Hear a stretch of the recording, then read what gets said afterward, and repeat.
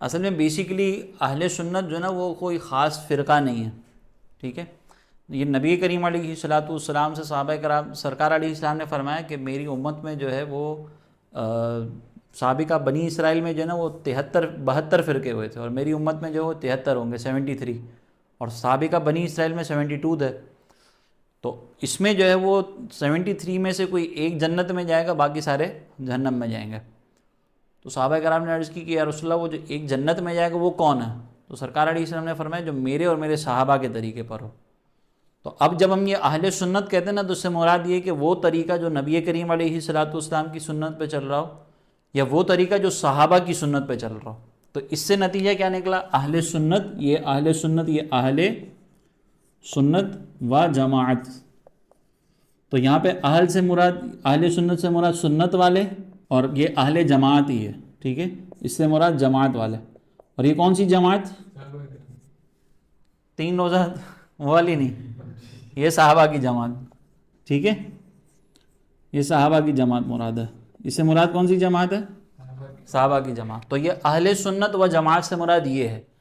اب ہر کوئی یہ کہتا ہے کہ بھئی ہم اہل سنت ہیں، ٹھیک ہے نا. جو نہیں بھی ہے نا وہ بھی کہتا ہے ہم اہل سنت ہیں. تو اب ہم جو سیکھیں گے تو اس سے پتہ چلے گا کہ بھئی اہل سنت حقیقت میں کون ہے.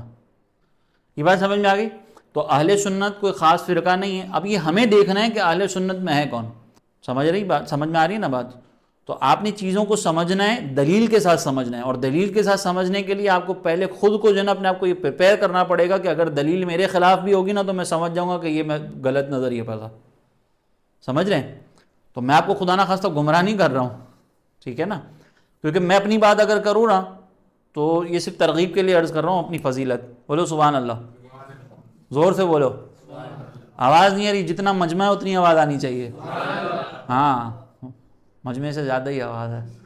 تو کہنے کا مقصد یہ ہے کہ اب جب شروع میں ہم ماحول میں آئے تھے نا تو میں نے پڑھا کسی اور مدرسے سے تھا، یعنی وہ جو قرآن وغیرہ پڑھنا ہے، اور ہوں میں اب کہیں اور، ٹھیک ہے نا.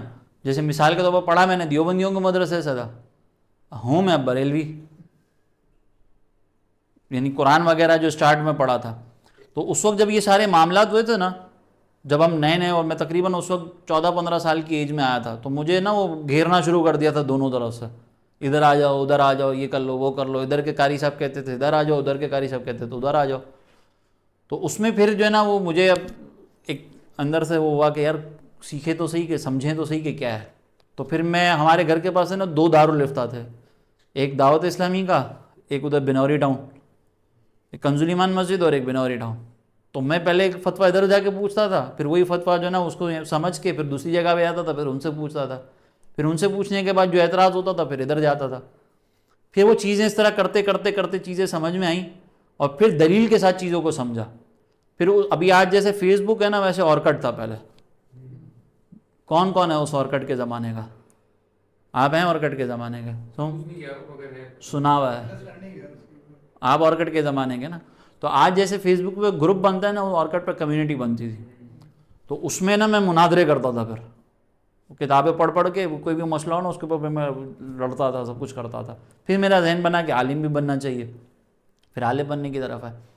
تو اب وہ چیزیں اتنی پختہ ہوئیں، اور اس میں جب مناظرہ کرتا تھا نا تو میں نیوٹرل لے کے چیزوں کو سمجھنے کی کوشش کرتا تھا. تو آج اللہ کا شکر ہے کہ اب ہمارے سامنے کوئی بھی بات ایسی آتی ہے نا تو ہم پکے ہوتے ہیں، چاہے پھر وہ کوئی انجینئر ہو، کوئی پروفیسر ہو، کچھ بھی ہو. انجینئر سمجھ رہے ہو نا؟ تو اب اس کی باتیں آپ کو میں اس کی بھی باتیں اگر سمجھاؤں نا تو ایسی بے تکی باتیں آپ کو لگیں گی، کیونکہ آپ نے دلیل کے ساتھ سمجھا ہوگا، پھر آپ کو کوئی نہیں ہلا سکے گا. اب ملحدین ہیں وہ عجیب و غریب اعتراض کرتے ہیں، ہمارے پاس جواب ہی نہیں ہوتا، ٹھیک ہے. تو آپ نے کیا کرنا ہے؟ ڈیپلی چیزوں کو سمجھنا ہے.